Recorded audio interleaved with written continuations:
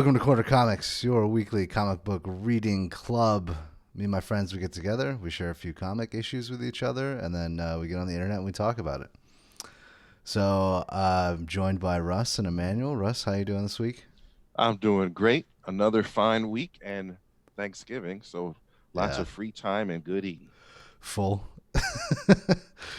Emmanuel, how you doing? I am great. Great. That's good. Actually, speaking about Thanksgiving, did you guys get the turkey and fixins this year? No, Yeah, I don't celebrate Thanksgiving. I celebrate time off and nice. potlucks Time and off and Yes. Thanksgiving potlucks. parties, Yes. right? If Yeah. someone's going to have a party and they say bring something, and I'm going to bring something because I know there'll be some sweet potato pie or something else that I like. But there was no cooking at my house Okay. except for reheating brought home leftovers, which, as you Mm, know, is glorious. yeah, there's nothing wrong with that for sure. As a perpetual bachelor, ever since I was 18, I would go from home to home with my friends and just do this. Just this is what they expect of me. Like they don't Hmm. expect me to bring anything to cook, maybe like some drinks or something. But this, this Hmm. is this is the way I spent Thanksgiving. This and then this afterwards. Yeah. Well, we did the large family Thanksgiving last night, so that was fun. Um, Nice.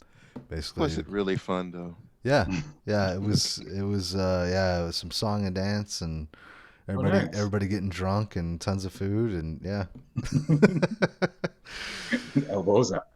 So, all right, this week. Last week I made a promise. I made a promise that I would find an X-Men book that Emmanuel would actually like. I don't know how well that turned out. Mhm. But we're going to find out. I also made the mistake of suggesting trade paperbacks or graphic novels, Yes. and that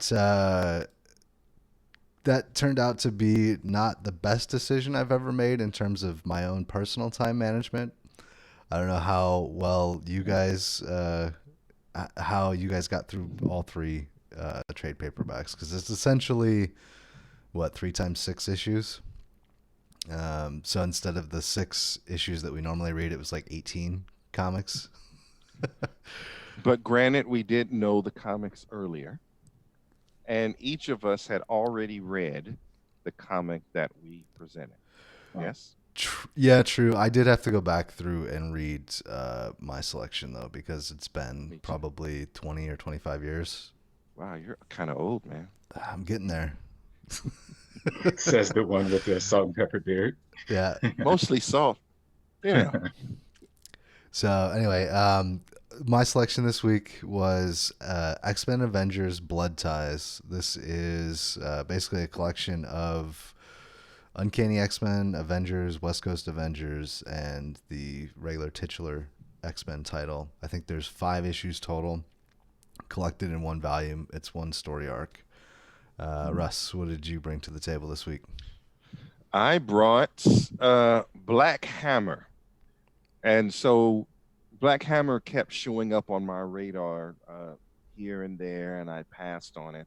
And then I was with a reading club, and somebody pitched it, and I went with it. And so here we are. It's not the big one, two, three, whatever comic companies, but it's sort of a throwback to what how they were written 20 years ago, actually more than 20 years ago. Sort of, the story of it, and the art is weird, and you have to decide if you like it or not, and you'll let me know if you decided.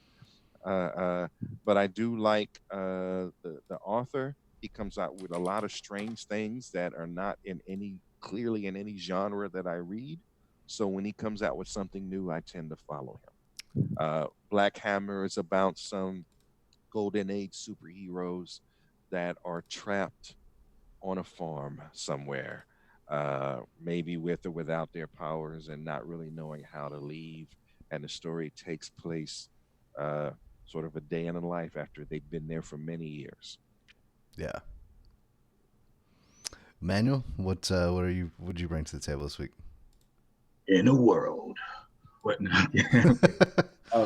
No, this is a post-apocalyptic comic book.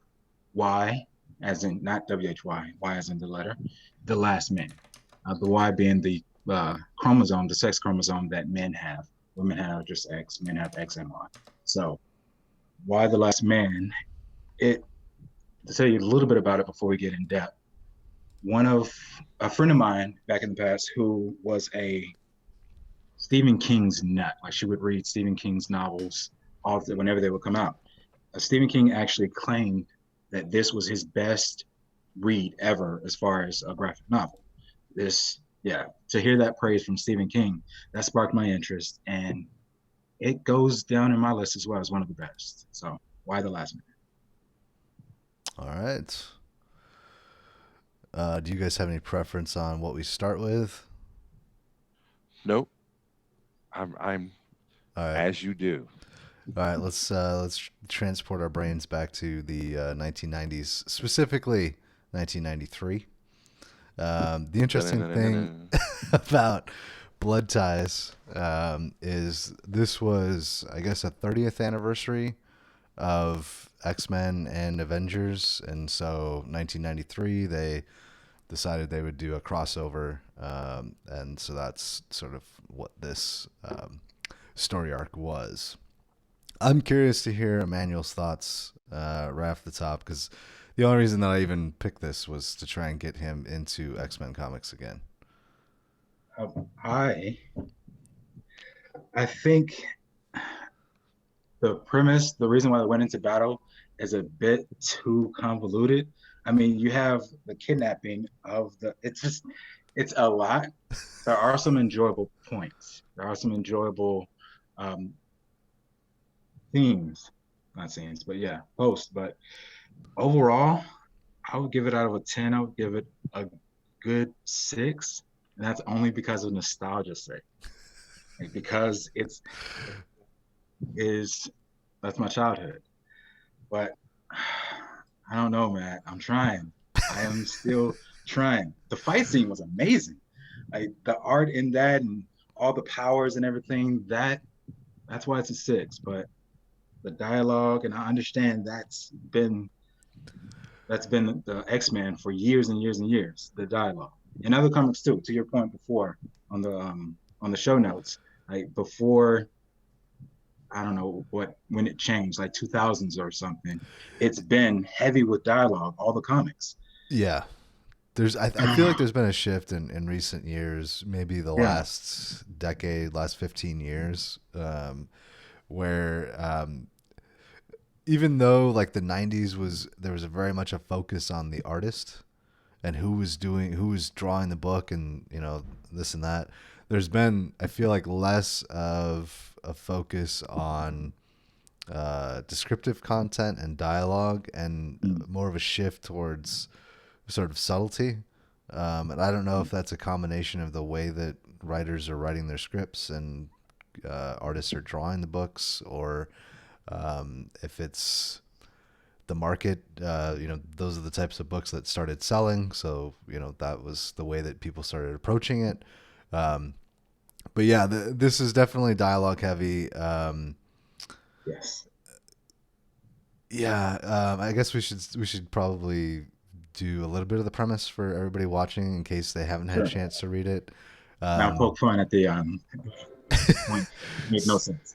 Basically, the backstory is Quicksilver, who is a mutant, gets with Crystal, who is an Inhuman and is part of the Avengers in this era.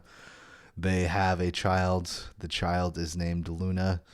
Um, the child then gets kidnapped by Fabian Cortez. Fabian Cortez is an acolyte, which is an apostle of Magneto, and he escapes to the island nation of Genosha and starts a civil war, basically. Yeah. Yeah, I'll add on to that and say this: in Genosha, mutants were enslaved, and now they're being killed. So it's a righteous fight. The United States government is not getting involved, so Avengers are not allowed to play. but of course, X-Men know no boundaries, even the planet Earth, and Mhm. so they are involved. And the fact that Quicksilver is a mutant member of the X-Men in good standing, and that this is his daughter, and that the mother of this child is a Avenger in good standing, and this is her daughter. They're sort of brought into it, and then of course there's just so much political machinations in here, which is all which is over the why I liked place. it. Yeah. Uh, so since I'm already talking, I'll say this: at the time when this came out, it was great. I loved it. This is a comic book that had so much. Like, you get this and you gotta read it, you gotta look at it, you gotta read, you gotta look at it. Cause I can run through a comic in, a minute or two, Right. really, right? And you can't do that in this comic. No, no, no. Right? I know. Cannot. This is a sit down for a couple of hours for this graphic novel of your life you got to give if you really trying to get into the crux of this. So my memory of X-Men is that it's always been dialogue heavy. It's always been that mess that they just have, and it's always, and you can't really. I don't have a good X-Men book in memory that wasn't really getting into the dialogue and the mutant rights and the mutant problems and all of that. You know what I mean? This was Yeah. always there, but they look good doing it. There's some heavy posing going Oh on yeah. here. Oh Even yeah. Nick Fury has a costume with a maskless mask. Yeah. Right? There's a little strip that goes over here, but all this is open, but he's still, and his hair is out, but it still goes around here and around under his chin and full on. I'm like, why do you need all? Dude, you're a spy. You're not even. What's that about, right? But of course, that was the time, right? Mhm. Uh, I'm not necessarily a fan of the art. I could understand everything that was going on, but there's a lot of panels where there's not that much detail in the face. It's more about the movement of the body. You get that, right? But far as facial detail and what you're feeling, I may give you a shadow here or something like that, but I can't read your face and get necessarily an emotion. Not, a lot of that. And there's a lot of heroes here, right? It's like 52 heroes, right? You got two X-Men teams, you got It's 17, no, I mean, two Avengers teams, you got 17 X-Men, right? You got yeah. all the government people that, Henry Gyrich, all that. You got Shield, So right? many other factions as well, Right? and And then, they yeah, have and then backstories. yeah, so there's a lot of people. So there's no way that some of these people are not going to look alike. Come on, man. Their clothes are going to be different, but in the face, same dude. There's a lot of times when I saw the face was the same dude across the. I'm not. This was at the time. I didn't notice that then. I was all in then, All but right. now I'm like, for me, this art quality would not serve me now. Mm. Right. So I say that to say, uh, at the time, this was probably groundbreaking. I mean, not groundbreaking, but certainly, the good stuff du jour. But I don't know that it holds his age as well as I would like. You have to come into this with love. You can't just come into this and say, "Ooh, colorful," right? But there's the posing is there. Dun, dun, dun, dun, dun, storm. All of that is popping. That whoever planned that and scripted that out, that is there. It is guaranteed. People are looking. People in all the positions Mhm. of battle are all there, right? I did do some research beforehand, well, not beforehand, but in the middle of reading when they would bring up different factions or different issues that have happened before, and I did find out that X-Men had previously went to Genosha and toppled the subjugation before, but they Mhm. didn't establish like a government. They didn't help out politically. They just came in, fought, won, and then left. And Yes. then years later, like this is what's going on. It's still in disrepair. So that was interesting. You have to kind of do your research to build the world that's it's already there. So Yeah. And Hercules without a beard, blasphemous. Right? Can you even tell us? Is there anything about that that makes you know that's Hercules? He's just a dude. He could have been Wonder Man, Well, except for different color eyes. Hercules gotta have facial hair, dude. He just gotta have it, man. so yeah, this is not only my pitch to Emmanuel to try to get him into X-Men. I figured by using an Avengers crossover book that might be easier. Um, doesn't sound like it, but this would also be my pitch to Kevin Feige to do a crossover with the X-Men in the MCU, and also to transition into a new generation of Avengers. Because you've got a lot of analogs here that you can use to replace the characters that they've gotten rid of, or the actors that they had to get rid of. You know? Okay, here's my issue with that pitch. How many stars can you have in a movie? Is it 12? Ocean's 11? How 12? many were in Endgame, dude? That's what I'm saying. How many? There are more here. No, Because that one's just, there are more here, double, maybe more here than could have been in Endgame. well, And everybody really didn't get their fuzzy in Endgame the way you necessarily would. no. Well, this is all right. So you would have to cut out some characters, right?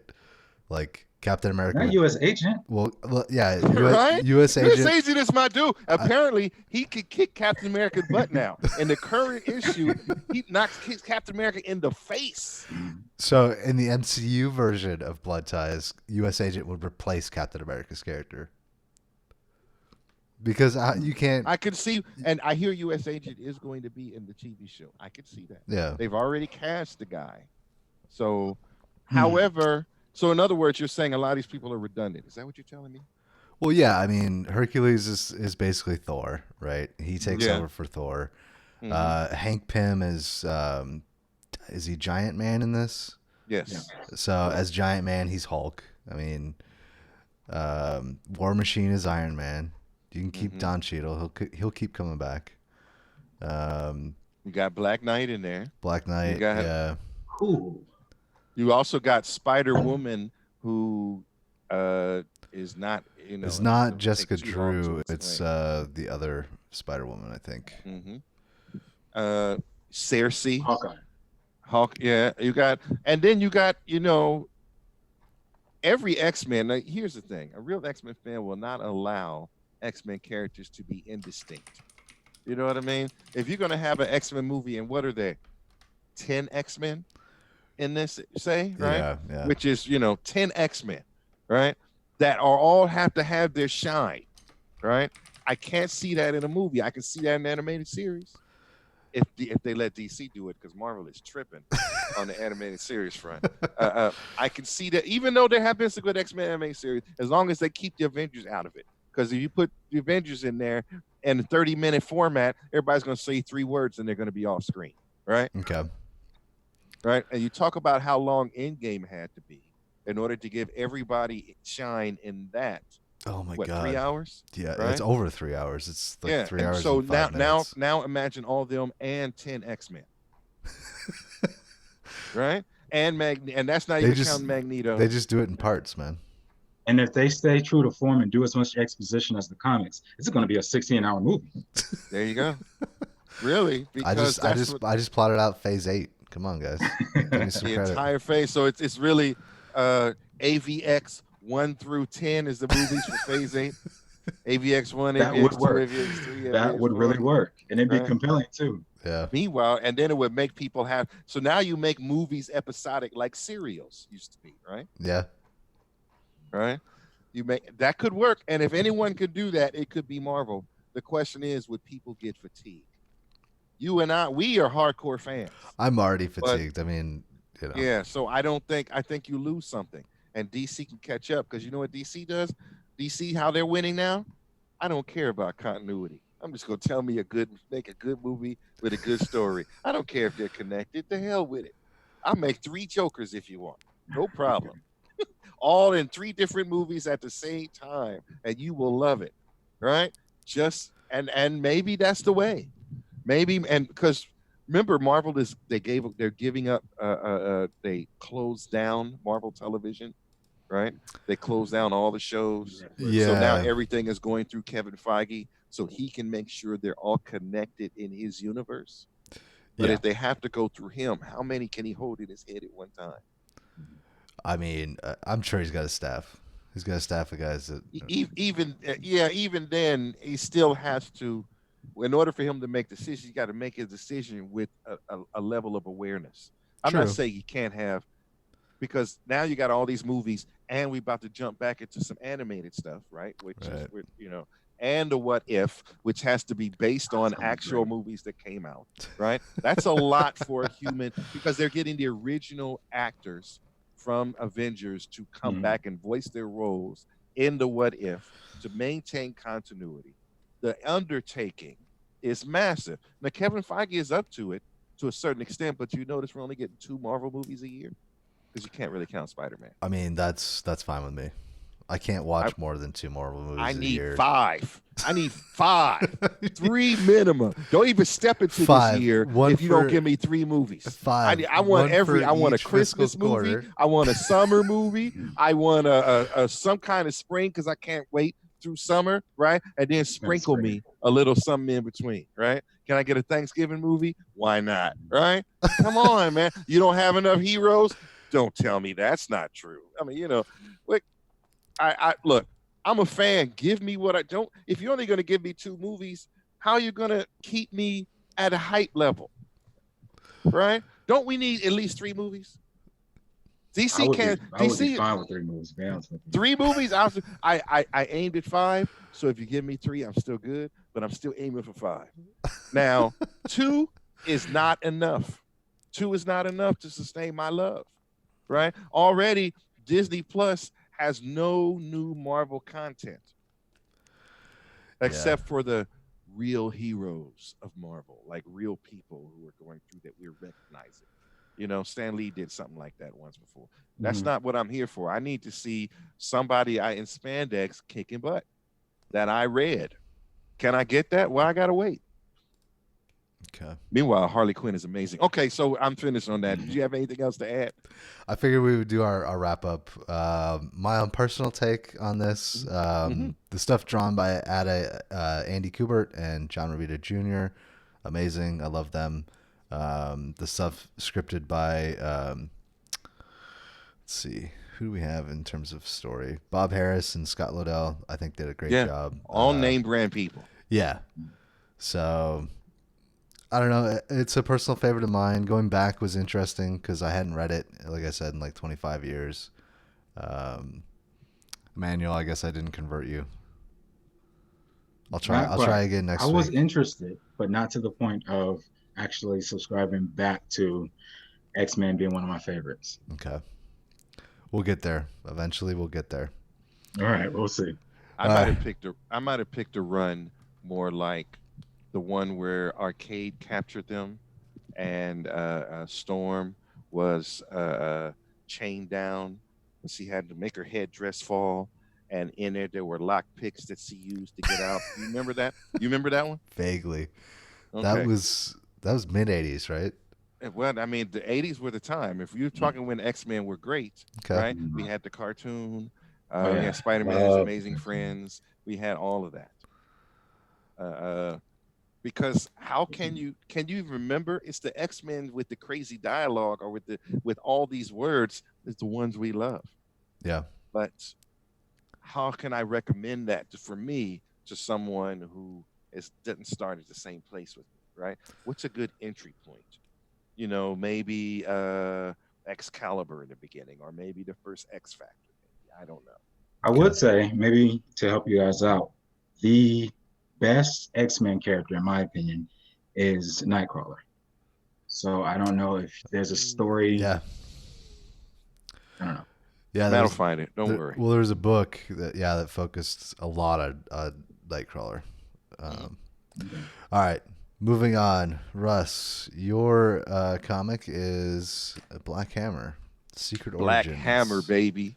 Okay, so Black Hammer would have taken place long before the '80s. It would have probably been in the '60s if there was, it has that kind of style to it. The characters do.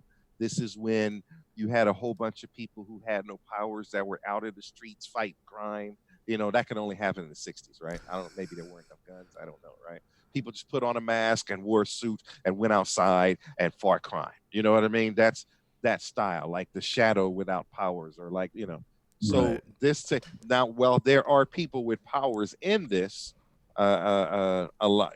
It could easily have taken place in the Justice Society era, right? The JSA. But all these characters that you know and love, and I could give you the DC names for all these characters easily, uh, have been stuck on a farm and they cannot leave. One of them tried, and they've been there for years. And the Shazami girl, whatever, is actually what, 60, 70 years old, Right. but she's stuck in this girl's body of 9 or 12 or whatever number she is, and she's been that way and she can't change, and she can't smoke her cigarettes and all of that. So because it takes place in that time, but also has more of a real feel. The only thing missing is the profanity, you know. There's some Uh, uh, profanity. yeah, but not you know what I'm saying? It's not Not Not like enough. gratuitous. not Yeah. enough. Not to make it real. If I've been stuck 10 years, even Batman would be cussing. Come on. Right. You think Batman can go that whole time and be like, fuck this? Anyway, that's why I presented it. Any of you care to share your take? I liked it. Jeff Lemire is probably he's definitely A list when it comes to writers. Yeah. You could have never convinced me that Moon Knight was a good character until after Jeff Lemire wrote it. Um, so I wasn't keen on this to begin with based on the art, but I got through it because Jeff Lemire wrote it, and that kept me into this story. Um, the way that I described it in the show notes was Teenage Mutant Ninja Turtles meets Third Rock from the Sun. Mm. And the reason that I say that is the motion picture, the Teenage Mutant Ninja Turtles motion picture, after they get beat by the Shredder, they retreat to the farmhouse out in the country because they've got to lick their wounds and they have to train up. And so this has that vibe, even though they're the heroes in the Black Hammer story are kept there not of their own volition. Um, So I had that, but then the Third Rock from the Sun, you've got, they're kind of alien in this world, and some of them more so than others, such as the Martian Manhunter analog that they have, which I really loved his story, the fact that he is actually a Martian and there are Martians that live on Mars, and they're like, no, humans need to die. Like, you need to go to the Earth and stop these people from colonizing the rest of the solar system. Um, yeah, overall, I thought it was good. It was enjoyable. It was a little slow.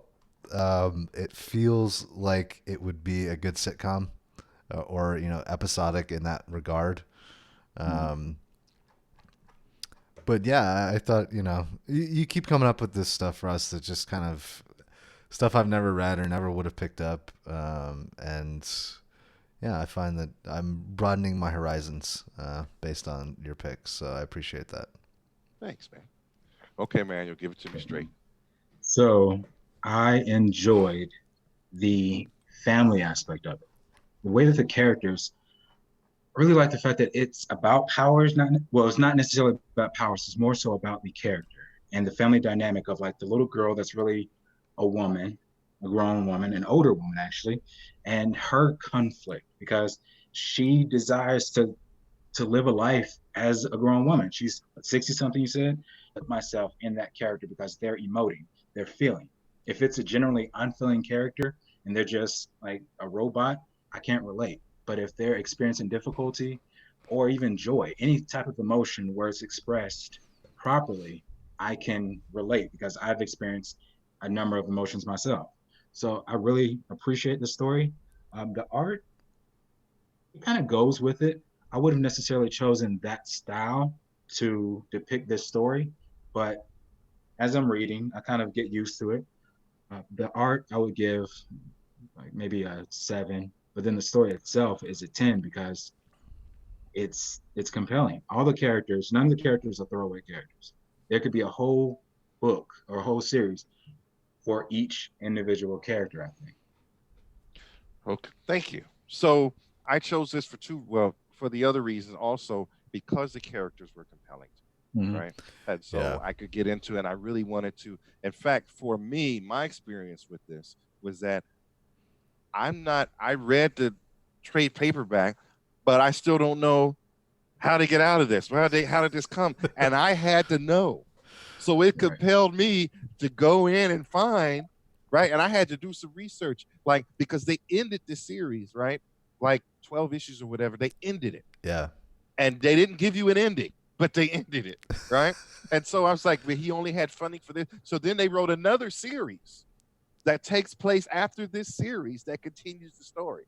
It's Black Mhm. Hammer or something, something, something. You know what I mean? Well, And so I there's had to read, I had to know. See, here's the thing. They're and the characters are so pulpy. Like, yeah. I don't know if it was in this one. Sherlock Frankenstein. I don't You think know about Sherlock I don't Frankenstein? think Okay. he's in the No. So first one of five the people issues. No. Shazam girl used to have to fight, Zafram or whatever, was a villain named Sherlock Frankenstein, Okay. which just the name alone, he's like a gentleman Sherlock Holmes, but with evil powers of life over death and technology and life. And he was her nemesis, right? Right. And uh, anyway, they had characters like that, and they had even what's the guy who could fight? That's all he could really do. He was sort of like the Atom, the old school Atom, right? The guy who could just fight, not the guy who could shrink. Um, so I had to find out, why are they there? Who sent them there? How do they get back? And what is the story for each of these characters? I want to know, how did they come up? And so what happened? How did these people are so evil, but they got my money? There are series out there, Black Hammer, something, something, something, that take place, because this is clearly sort of a Justice Society kind of book, right? Yeah. Right. And there's a series for some of these characters that you can read that tells you their story. There's a series that takes it into the future for Legion of Superheroes that would have happened from this series, right? There's a whole series of that. And then you get all these people who wouldn't be, it's like someone took all the DC toys and, like, I'm renaming them, recoloring them, and Mhm. changing them up to make them what I like. And then boom, here's a book. I'll agree with you. The art didn't draw me in, but I'm finding that a lot of Jeff Lemire, however you pronounce his name, a lot of his stuff doesn't get the big art treatment. He just tells good story, and maybe that's okay. Maybe it looks good to him. Yeah, You know what I it's mean? possible that he's choosing who he's working with. So Yeah, there's another one came out, Sweet Tooth, and there's some other things that came out that I've read from him. So I look for things from him, and pretty much everything that's not in Marvel or DC is weird looking. It just is. But the yeah. story is there, the characterization is there, and so I've just come to sort of accept it because I know what I'm going to get with him. Right. Yeah. And so if you want to know what happens to these characters, there is an ending, right? There is a definite story. You're going to have to do some, if you want to know, because I'm not going to tell you, right? But for me, it was so compelling, and that's why I brought it. It compelled me to go find out. And if you make me buy something from you that compels me to buy something else that I want it, damn it, you did it. Right. You sneaky bastard. You got it. Either of you watched Reading Rainbow years ago? Yeah. It's not of my Yeah. time, but I'm familiar with it. I've seen a couple of episodes. Towards the end, they would kind of do a book review. And towards the end, they would get you enticed, and they'll be like, "If you want to know more, Yeah. you have to read."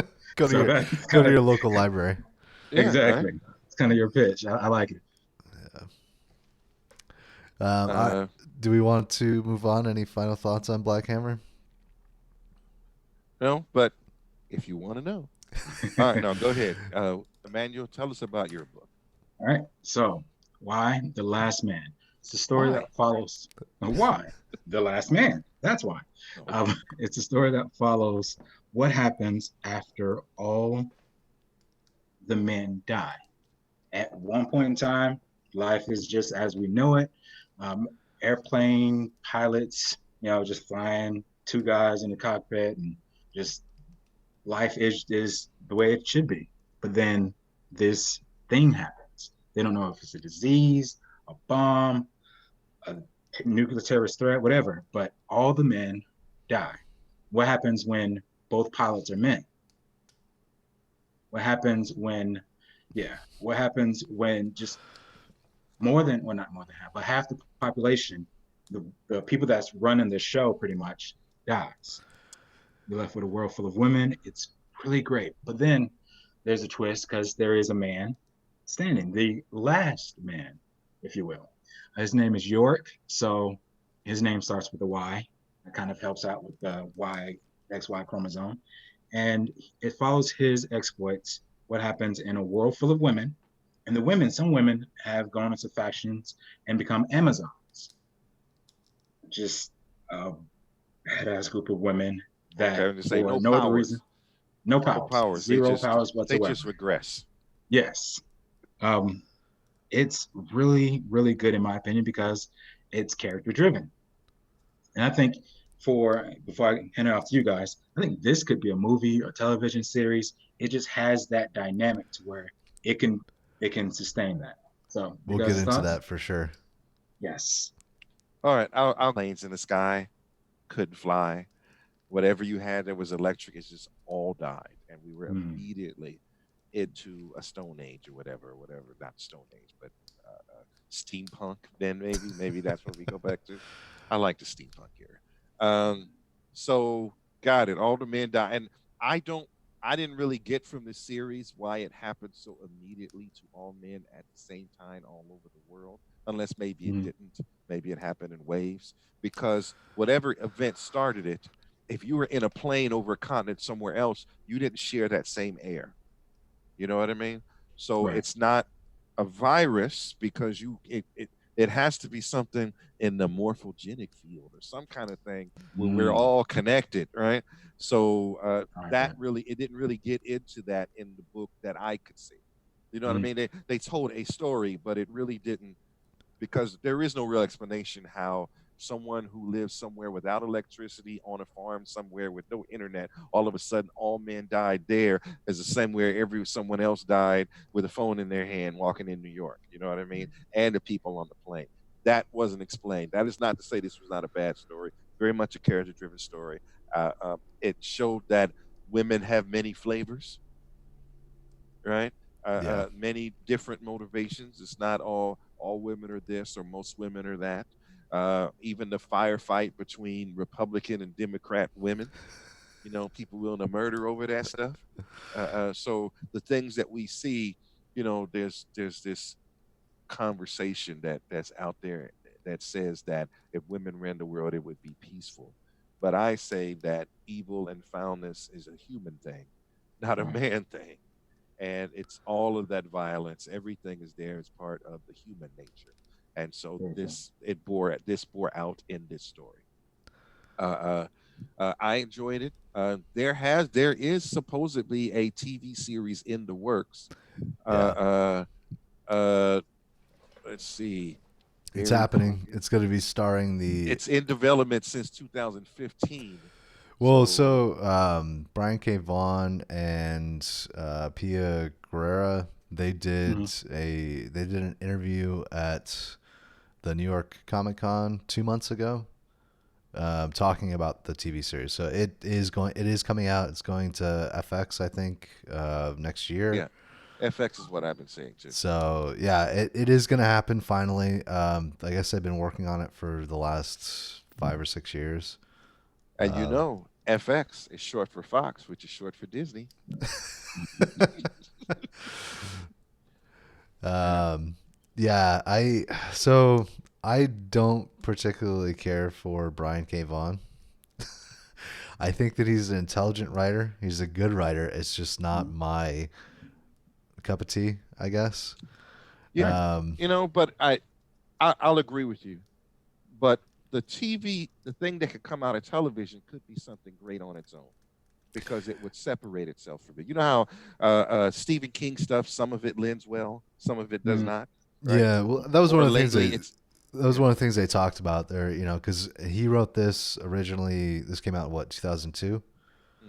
So it was very post 9/11, and he talked about the mindset that he was in when he was writing the story, and like who York is. York is very much him in his 20s, type of deal, and how the TV series is going to be firmly rooted in 2019 going forward, and sort of the conversation and dialogue, and how things have changed in the last 20 years effectively.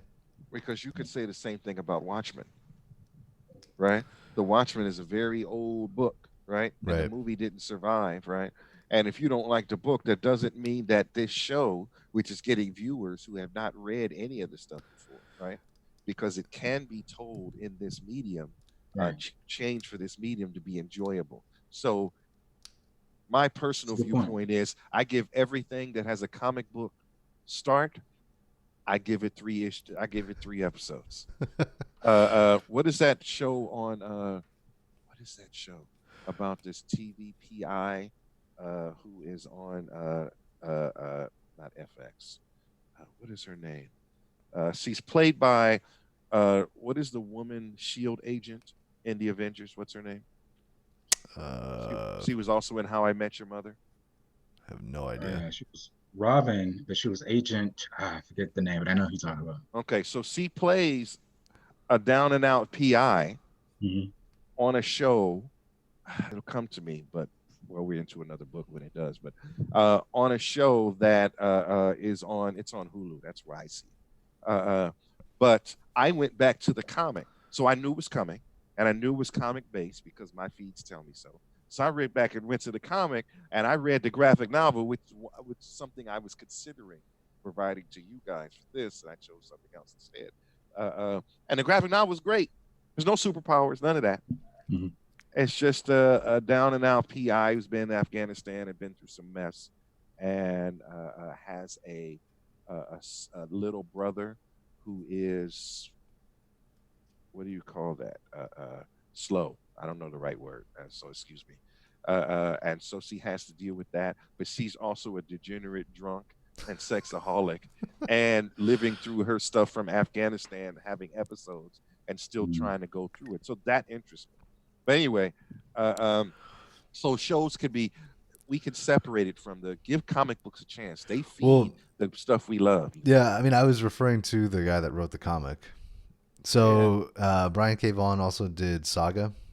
I don't know if you guys are into Yes. Saga. And I hear, That's one of my favorites. I've only read the Okay. first issue, but Saga Saga's is great. taking the world by storm when I it came out, can't stand that comic. Really? Yes. which is why you are not the target audience. No, apparently not. I think it's interesting because I know, Emmanuel, this is why The Last Man is like one of your favorite comics of all time, right?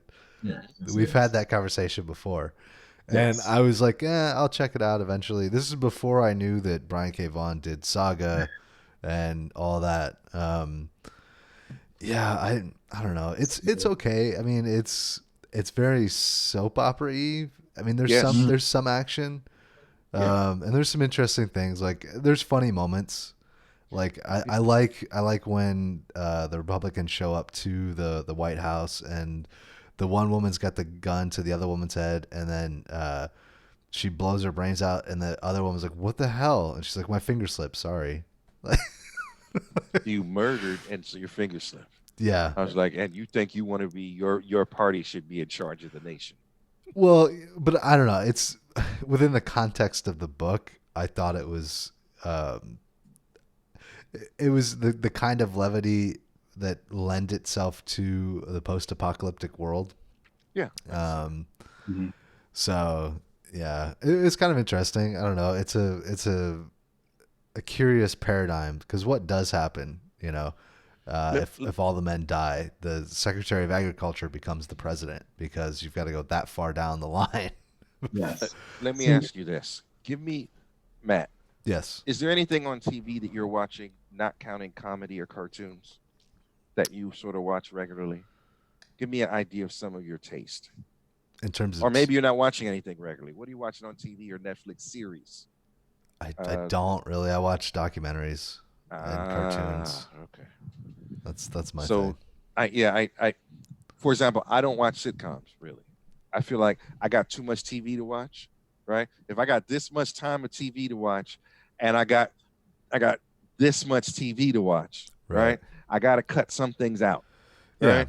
Yeah. And I don't do really mindless comedy. Not that I can't enjoy it, but I really only got enough time for stuff. There's a lot of TV that I kind of want to watch, but other stuff is better. Like I got to watch Watchmen before I watch that mess. You know what I mean? I got to Yeah. watch this before I watch that. You know what I mean? Right. So, like for example, I'm looking for a good heist show. Right? I want a TV show that's sort of Ocean's 11 on TV. Okay. Right? That would be great to watch. Like Mission Impossible was. Mission Impossible was a heist show in its own way on TV every week. I'm looking for that. I don't see that. For Okay. me, that's a big that because you every week I want to guess and see if I can figure out what they're doing. Right? It's a challenge to me. Right? I like that. Right? That's one of the reasons I like a lot of British TV because they require me to actually think a little bit. Mhm. Yeah. Right? It's not so mindless. And you spoke before about some of this mindless stuff. That's kind of but anyway, going back to Why the Last Man, I'm gonna watch the first 3 episodes no matter what. I really like what would happen if you take away or add to the world. If you take away men, what happens to that world? A few issues back of the Corner Comics, which I wasn't able to be in, animosity. What happens if Oh you yeah. introduce the element of sentience for all animals? Mhm. So taking something, removing an aspect or adding an aspect, shaking it up, and seeing how that globe falls, like how the snow falls on the globe. That's one of the elements that really stood out to me for Why the Last Man. I agree. I honestly, this is one of the reasons why I read a lot more fiction than I read because you already if I read nonfiction, I already know human beings are evil. I know, right? I already know they're depraved, right? Do I really need to see the story about a real killer, or do I need you to give me a Hannibal Lecter? Right? Give Right. me a Hannibal Lecter, Okay. right? Right? As I already know, the regular low-level killers is out there, right? I don't need to see true crime. I can just look out my window, right? Show me some next level crime, baby. You know what I mean? Give me some false crime. Yes. Some Give Dexter me some shit. crime that I can't see coming, right? Because if it was just street level crime, with Law and Order, I love Law and Order, but I especially love Law and Order Criminal Intent because it got into the thinking in the brain of it. Criminal Intent was my Law and Order. Some people it's SVU, some people it's the OG, right? Criminal Intent was my dude because it was, it was levels into this game, right? And he was finding the levels, and he was a smart guy. And I've always liked TVs and movies where people are smart. People are smarter than the average, but they're lacking in some other way, social, whatever, right? I like to see how those people. What do you do when you have all the tools of success, but not necessarily the ability, right? You have everything you need to be amazing, and you can be amazing, but you can't seem to get the world function. Like for me, the difference between knowledge and wisdom is the ability to apply that knowledge to other situations, right? If you know how to do this, but you're not like some people are really good at their job, but they don't manage their home that way, right? They're Right. really good at managing the money at their job, but at home their money is everywhere, right? Why is it that you're trained how to do this and you're not using this at home? So I like smart people who are really good at something and then have to sort of function through life like they're almost autistic in a way. That interests me. Like, what about a person who's a really amazing criminal, but he's still a degenerate? I want to watch that guy, right? He's like, because you know he's going to destroy himself, right? You already know it's going to happen, right? But you can do some amazing stuff while he's doing it, right? And will he escape this destruction today so that he can get through next season? I don't know, right? But every other criminal that we've already know the story of, true crimes, cold case, all of that, you already know what it is. There's no real climax. You don't know who's going to get away with what. You don't even get really invested in the players so much because you kind of know what it is. So I want a good heist movie. I want another Hannibal show. I don't know if you watch Hannibal, that show, but it is okay. It's on Amazon if you have that. Hannibal, I'll give you one scene. There's a scene. This is Hannibal before he became Hannibal. This is Hannibal begins All all right. the way through trying to get through the movies, right? First of all, Lawrence Fishburne is the FBI agent going after him. That's my dude. So that's automatically a buy-in for me, right? Um, there's a story where he has, remember the guy, you remember Silence of the Lambs? There was a guy with a messed up face, Yes. No, right? but okay. Okay. So anyway, go back and watch Silence of the Lambs. Great stuff. Anyway, there's a part where Hannibal, I don't know, is hypnotizing him and drugs him and tells him, and so you see this guy cutting pieces off of his own face and eating it. This is on television, right? Whoa! How manipulated can you? You know what I'm saying? And I was just like, I was like, is this shit really happening? And and so it's like 3 seasons. They're all on Amazon Prime if you're looking for it. It's great TV. It's deep. It's dark. I have never seen TV get that dark on network television ever before. And it was in your head, and it made you think. And can you be talked into crazy? Can even an intelligent and capable person be talked into crazy? Are there words, not big words? Can I put concepts in your mind to talk you into crazy? And that's scary, because think of someone with that skill who also can't take care of themselves, but the ability to talk you into crazy. Right. That's somebody I would follow. Anyway, sorry, there's my tangent for today. Hope you enjoyed it. Yeah, I guess that's we'll just about wrap it up. I mean, that's all the issues that we have. Doing the trade paperback thing, Not again. no, we're not going to do that next week. That was too dense for me. It was hard to get through all of the stories, and I don't know that we necessarily had anything more to talk about, even though we read more. Agreed. So, yeah. Although I will say that next week, my thoughts on what I'm going to bring, I'll give you a little bit. It's going to be comics from the mid 1950s. So We going there? Yes. Okay, fine. I might not necessarily go there, but I will go with something that is written as if it's in that era. Okay, that's fair. I don't know that it's necessarily going to be a theme. I'm just telling you this is what I'm getting. Yeah, I want you to see if you're ready for it. Well, that was also the problem that I had. There we go. You're back. We're back. Yes. We're back. Okay. So that was the other problem with doing trade paperbacks this week, was I couldn't read all the shit that I bought at the comic shop. So I'm not up on my X-Men. I don't know what's going on. I got to get back into that. But if we just do 2 more issues, then I can still read my X-Men. And you're not supposed to ever catch up. This is an illusion. So let's just be real about this right now. You don't get to catch up. The goal is to have too much content, so you have to pick and choose and only watch stuff that actually appeals to you.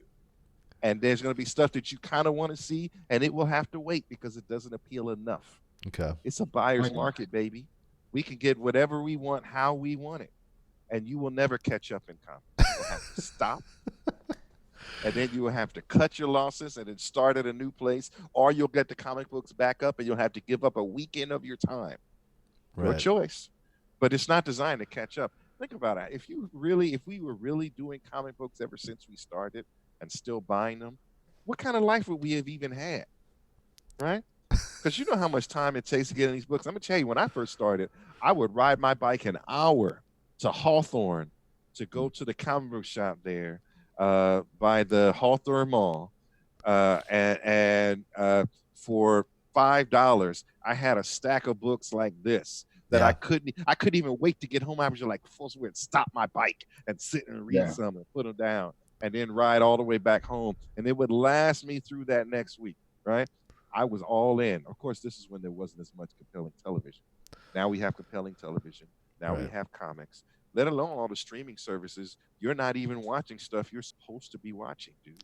Have you watched all the Star Trek, the new one? Discovery? No. Yeah. We've had that conversation. And you, as a Star Trek fan, it is your responsibility to at least watch the first, to watch a certain amount. Otherwise, you can, I watched the first season. I And it don't. didn't. Has the second season? Is the second season done yet? Yeah, Okay. season 3 is coming out soon, and the short treks are there, which is sort of 5 to 8 minute episodes that take certain characters and tell a little story, and those episodes actually fallout from those episodes actually show up. Season 2 is better. I'll check it out.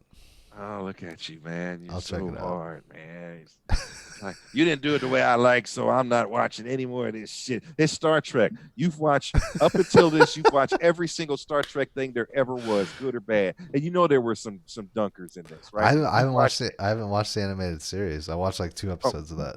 So. Okay, but Deep Space Nine, 100 episodes. You watched all of the main series. Yeah. And they weren't all good episodes. No. But you watched them because you were a fan. And now all of a sudden you were taking I calling you out and saying you were putting your fandom. It's like you can't be some tiny fan. I like the Lakers. It's like I love the Lakers, right? No matter what, even though I'm not there anymore, it doesn't matter who the squad is. It doesn't even matter if I know anyone on the team. Lakers, baby. You know what I'm saying? No matter what. Ride or die. Are you an X-Men fan or not? You know what I'm saying? Or are you like, oh no, I like the New England Patriots. They've never been to New England. You know what I'm saying? Right? And can't identify with that lifestyle, but you're gonna come up and say that's your team. No, man. Come in. Look, Star Trek, man, you have a responsibility to get in there and suffer through it, just like the people who watch all that Star Wars stuff. Right? All those Star Wars animated Clone Wars and Clone Wars 2. The difference, all of that. the main difference being, I don't like what they're doing, therefore I'm not going to support it with my wallet. I didn't ask you to support with your wallet. I'm just saying. So I'm not compelling you. Look, I don't never tell you how to spend your money. Get your bootleg on. We can talk about that after this, right? but I'm saying, just watch it. You have a responsibility to watch it. I think, right? All right. Are you a fan or are you not? Like, if Why the Last Man came out and Emmanuel didn't watch the series, I would have umbrance with Emmanuel on that, right? I think I'd be justified. So. And on that note, gentlemen, this has been episode 7 of Corner Comics. We're slowly approaching 2 digits, and we're going to get there. Until next week.